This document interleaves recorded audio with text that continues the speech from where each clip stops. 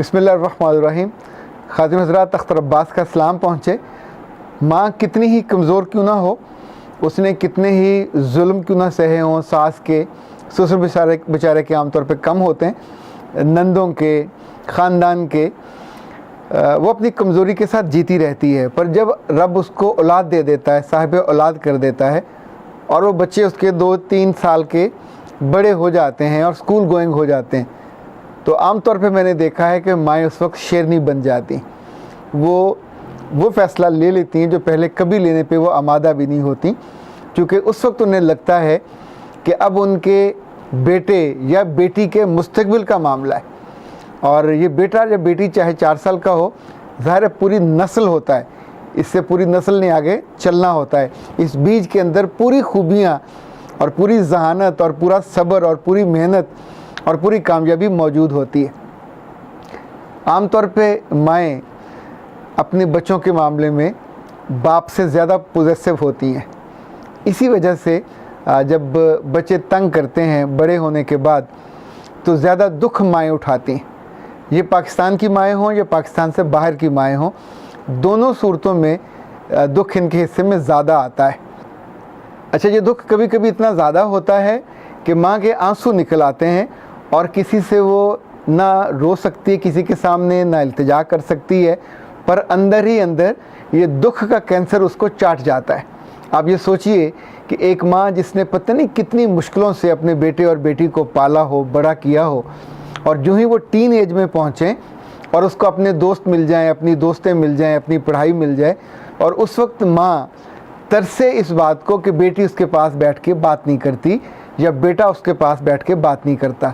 आज अमेरिका से एक माँ ने मुझे बताया कि उसकी बेटी 19 साल की है और बेटा 16 साल का। फिर उसने कहा कि यहाँ चूँकि हमारे माहौल में बेटों के और बेटियों के कॉलेज दूर दूर होते हैं, स्कूल दूर होते हैं, तो इनको हम गाड़ी अलग से लेके देते हैं। तो वो जब आते हैं, घर के अंदर दाखिल होते हैं, तो उसके बाद उनका हमारी तरफ देखने को दिल नहीं करता, वो सीधे अपने कमरों में घुसते हैं। और मैं जो सुबह से उनका इंतज़ार कर रही होती हूँ, वो माँ एक डॉक्टर है और she is a professional lady, इतना खूबसूरत बात करती थी, इतनी दानाई के साथ, कितने सालों से वो वहाँ अपने बच्चों को लेके आबाद है और शाद है। पर आज तो लिटरली जैसे कहते हैं ना, आपका दिल खून के आंसू रोने वाली वो कैफियत थी। उसने कहा कि मैं किससे ज़िक्र करूं कि जिन बेटों के लिए, जिन बेटियों के लिए मैं जीती रही हूं, उनके लिए मैंने अपने आप को मशीन बना के चलाया है और उनके लिए कमाया है। आज हालत ये है कि जब मैं उनसे कहती हूं कि मेरे पास बैठो, और सिर्फ ये उनके भले के लिए मैं उनसे बात करना चाहती हूँ, तो मेरे पास बैठने के लिए आमादा नहीं। वो कहता मम्मा सॉरी डोंट डिस्टर्ब, और अपने कमरे में जाकर ठक से दरवाज़ा बंद कर देते। मैं अगर कमरे में झांकूँ, अच्छा, आप उन मुल्कों में कल्चर ऐसा है कि बेटियां और बेटे जब 16 साल के हो जाते हैं तो उनके अंदर गुस्ताखी आ जाती है, चूँकि वो अपनी जिन दोस्तों से मिलते हैं वो सारे ये उस तरह की बातें करते हैं जो हमारे यहाँ नहीं होती। पिछले दिनों मैंने लुधियाना से, जो अमेरिका की एक रियासत है, वहाँ से कहा कि मुझे स्कूल के जो बच्चों को एक्स्ट्रा किताबें पढ़ाई जाती हैं वो भिजवाए। तो हमारे एक दोस्त ने वहाँ बंडल पूरा बना के भेजा। ये 9वीं और 10वीं की बच्चियों के लिए किताबें थी, और आई वाज सरप्राइज जब मैंने उनको पढ़ना शुरू किया कि उनमें वो बातें लिखी थी कि जो शायद हम लड़की को शादी से पहले बताते हैं, उसमें किसी एक जगह भी अपने माँ बाप के साथ मोहब्बत करना, उनके साथ एहतराम से बैठना या उनकी सुनना। आप सोचें कि हमारे रसूल सल्लल्लाहु अलैहि वसल्लम ने यह फरमाया कि जब बच्चा माँ बाप पे मोहब्बत की निगाह डालता है तो ये हज का सवाब उसको होता है। और साथ ये भी फरमाया कि अगर किसी को अपने माँ बाप बुढ़ापे में मिल जाए और वो खुशबख्ती से उनकी खिदमत करके अपने लिए जन्नत ना कमा ले, तो ये बदबख्ती है। आप सोचिए कि माँ बाप के सामने उफ़ ना करने का हुक्म है। उफ़ कब करते हैं? जब कोई चीज़ आपकी नापसंद की हो गई हो। किसी आम बात में उफ़ नहीं होता, उफ़ तब होता है कि उन्होंने कुछ ज़्यादा कह दिया हो जो आपसे हज़म ना हो रहा हो। अल्लाह के रसूल की हदीस है कि तेरी माँ और तेरा बाप तेरी जन्नत है या तेरा दोज़ख है। जब वो माँ मुझसे बात कर रही थी तो मैंने उनको एक हल बताया। अच्छा, ये हल थोड़ा आउट ऑफ द बॉक्स है। मेरा ख्याल है कि पाकिस्तानी माँओं को और पाकिस्तानी अब्बियों को भी ये बात बताई जाए तो शायद कुछ के लिए ज़िंदगी आसान हो जाए। मसलन जब बच्चा हमारा बड़ा हो रहा होता है, स्कूल में 7वीं 8वीं में जाना शुरू करता है तो नॉर्मली स्कूल से वापसी में वो बहुत थका हुआ होता है, या अपनी जिस कंपनी में बैठता है समटाइम उसकी दोस्तें और उसके दोस्त उसकी ज़िंदगी और कल्चर से फ़र्क होते हैं। वो उसको ऐसी ऐसी बातें बताते हैं। लाइक मुझे याद है एक माँ मेरे पास एक अपनी बेटी को लेके आई कि उसकी बड़ी बेटी पहले बहुत काइंड थी, बहुत सॉफ्ट थी, पर अब छोटी बेटी को आते जाते ठुड्डे मारती है। तो मैंने उस बच्ची से पूछा, बेटा ऐसा क्यों करते हो? तो उसने कहा, मैं पहले तो नहीं करती थी, पर मेरी जो नई दोस्त बनी है वो इतने फ़ख्र से बताती है कि वो घर में बड़ी है तो उसकी 2 छोटी बहनें हैं और एक भाई है, और वो उनको ठुड्डों से मारती है in the absence of her mother. और अच्छा, वो एक जैसे मॉनिटर होती है, और मॉनिटर आमतौर पे बदतमीज़ और बदतहज़ीब भी होती हैं। अच्छा, जब जिस बात को वो गलत बात को और गुनाह को वो इतना एलेबोरेट करके बयान करे तो सुनने वाली मासूम बच्ची उसको तो अपने आप को बेवकूफ़ लगेगा कि मैं ये तो इतनी मज़ा करती है, इतना एंजॉय करती है। मैंने नोट किया कि जितने लोग बड़े गुनाह करते हैं उनका आगाज़ आमतौर पे इसी तरह की गलती से होता है, जब उसको वो फैंटेसी बना के एलेबोरेट करके और एक डेकोरेट करके बयान करते हैं और उसको मज़ा लेते हैं, तो आसपास वाले भी फिर उस एहसास कमतरी में मुब्तला हो जाते हैं। अच्छा, ये कर सकती है, ये कर सकता है, तो मैं क्यों नहीं कर सकती और मुझसे क्यों नहीं होता? तो उस घर में आप सोचें कि उस बच्ची ने अपने आप को, जो सबकी मोहब्बत का मरकज़ थी, सबसे दुआएं लेती थी, एक सिर्फ अपनी दोस्त की वजह से ये बेवकूफ़ी कर ली और अपने आप को बर्बाद किया। मैंने उस माँ से ये कहा कि आप अपने बेटे से बात करें, बेटी से भी मैंने नहीं कहा, अपने बेटे से बात करें। उसने कहा, बेटा तुम स्कूल जाते हो, अभी वो स्कूल गोइंग है, और वहाँ तुम इतने घंटे गुजारते हो, ओके, उसकी हम फीस देते और तुम जाके वहाँ पढ़ते हो। जब तुम वापस आते हो तो तुम इस घर में रहते हो। इस घर में पिछले 16 साल से मैं तुम्हें पाल रही हूँ, मैं तुमसे मोहब्बत करती हूँ, मैं तुम्हारी देख रेख करती हूँ, मैं तुम्हारा ख्याल करती हूँ।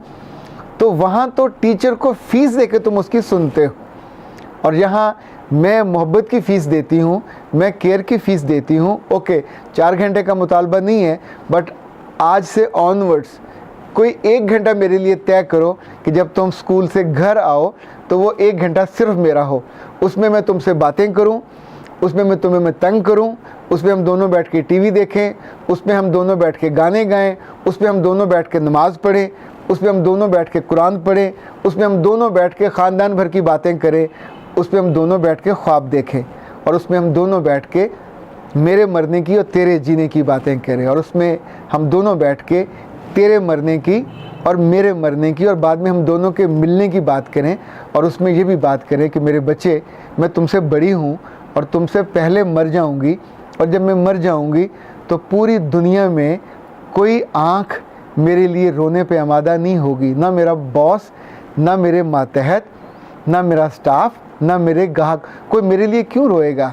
पर अगर कोई आँख रोएगी तो मेरी बेटी और मेरे बेटे की। पर अगर वो दुनिया में खुबे हुए होंगे, दुनिया में खोए हुए होंगे और दुनिया के सिर्फ पैसे कमाने की दौड़ में होंगे, तो उन्हें मेरे मरने से क्या फ़र्क पड़ेगा? मेरी लाश पड़ी रहे, मैं वहाँ पड़ी पड़ी अकड़ जाऊँ, उन्हें 2 दिन बाद पता चले या 3 दिन बाद, और फ़ोन पे कह दें ओके फ़ाइन, उसको दफना दीजिए, अभी मेरे पास वक्त नहीं है। तो ये भी तो इसी ज़िंदगी में होता है।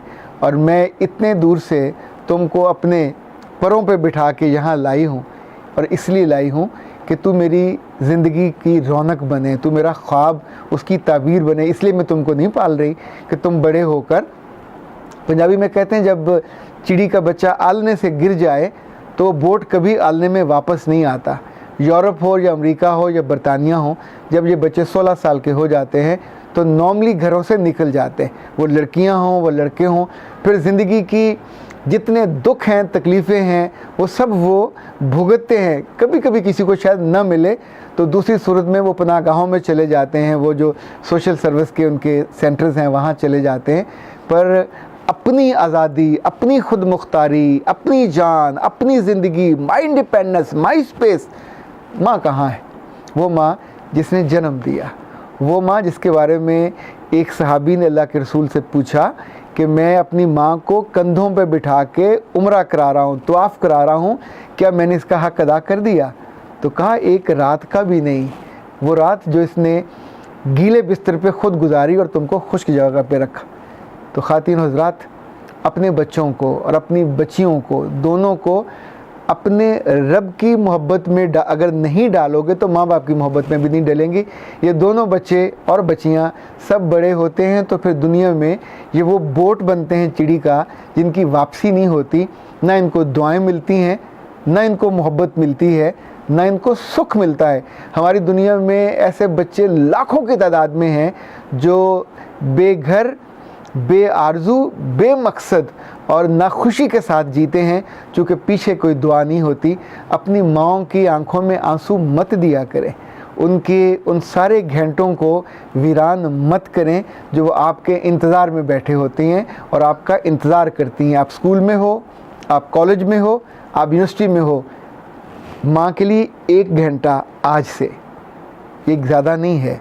वो 1 घंटा उसकी मर्ज़ी से उसको प्लान करने दीजिए। और जिन लोगों के बाप अल्लाह ने दे रखे हैं, जिनके बाप नहीं हैं, कभी उनसे पूछ के देखिएगा कि जब घर में बाप नहीं होता तो साया भी नहीं होता, जब घर में बाप नहीं होता तो छत भी नहीं होती, जब घर में बाप नहीं होता तो हर अच्छे बुरे आदमी की बातें भी सुननी पड़ती हैं और लोगों के झूठे रिस्क पे आस लगा के जीना पड़ता है।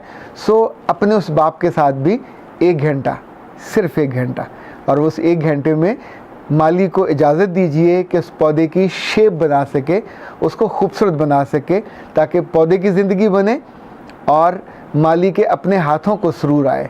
ये ज़िंदगी बाग बनाइए, इसको जंगल ना बनने दीजिए।